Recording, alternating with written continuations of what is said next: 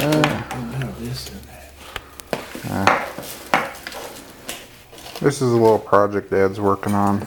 It's a 2-stroke lawnmower engine.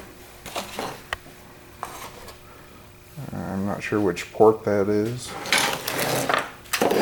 Probably intake, maybe?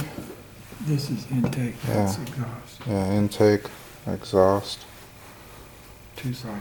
2-cycle. Trying to pick it up without. But you can see the spark plug down in there. You can see the port and the other port if I move my thumb.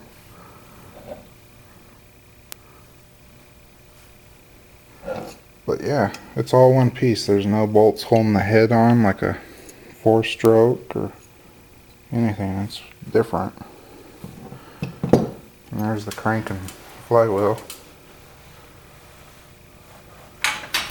Pretty neat. Rotates. And there's the lower part of the crankcase. But when he disassembled it, it had no rings. So we're gonna look up some rings on the internet, see if we can get some. They don't run too good without rings. Alrighty.